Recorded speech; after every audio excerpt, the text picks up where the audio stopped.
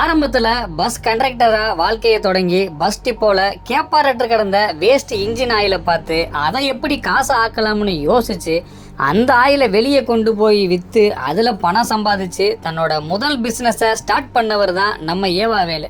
2023 இவருக்கு சொந்தமான 40 இடங்களில் சும்மா 5 நாள் வருமான வரித்துறை நடத்தின சோதனையில் 22 கோடி ரூபாய் பணம் மற்றும் ஆவணங்களை எடுத்தாங்க. 2006 இருந்து 2011 காலகட்டத்திலேயே ஏவாவேலு உணவுத்துறை அமைச்சராக இருந்தப்ப அவரோட மனைவி பண்ணின ஊழலுக்கு டிவிஎஸ்சியில் வழக்கு பதிவு பண்ணாங்க. திமுக ஆட்சிக்கு வந்ததும் செய்யாறு பகுதியில் சிப்காட்டுக்கு விவசாய நிலங்களை கையகப்படுத்த எதிர்ப்பு தெரிவித்து விவசாயிகள் போராட்டம் பண்ணதும் அவங்க மேலே இந்த அரசு குண்டாஸ் போட்டதும் நம்ம எல்லாருக்கும் தெரியும்.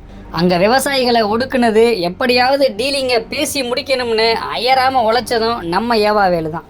அரசியலில் பல்லாயிரம் கோடி டெண்டர் பிஸ்னஸ், அறக்கட்டளை மூலமாக சட்டவிரோத பண பரிமாற்றம், மற்ற அமைச்சர்களுக்கு பிஸ்னஸ் கொடுக்குற முக்கிய புள்ளி, கார்ப்பரேட் முதலாளி, கட்சிக்கே படி அளக்கிற அமைச்சர், இப்படி அவரை பற்றி சொல்லப்படுற குற்றச்சாட்டுகள் எல்லாத்தையுமே வரிசைப்படுத்தி பார்த்தா இவருக்குள்ள இப்படி ஒரு திறமையா அப்படின்னு நீங்களே ஆச்சரியப்பட்டு பார்ப்பீங்க. ஆமாங்க, எவ்வளோ பெரிய டெண்டராக இருந்தாலும் கணக்கச்சிதமாக கமிஷனோட பேசி முடிச்சு ஆதாயம் பார்க்கறதுல இவர் வல்லவரம்.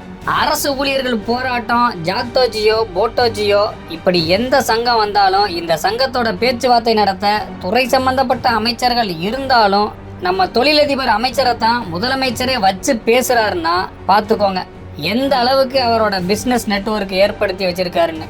இந்த மாதிரி ஆட்கள் அமைச்சராக இருந்தால் மட்டும் இல்லை, அரசியலில் இருந்தாலே மக்களோட ரத்தத்தை உறிஞ்சி மக்களோட பணத்தை கோடி கோடியாக கொள்ளையடித்து வெளிநாட்டில் சொத்து சேர்த்துக்கிட்டே தான் இருப்பாங்க. இன்னொரு முக்கியமான விஷயம், வர்ற சட்டமன்ற தேர்தலில் திமுகவுக்கு செலவு பண்ண ஓட்டுக்கு பணம் கொடுக்க பல்லாயிரம் கோடியை பதுக்கி வச்சிருக்காராம் இந்த ஏவாவேலு சார். தேர்தல் நேரத்தில் இவரை மட்டும் ஈடி தூக்குச்சு.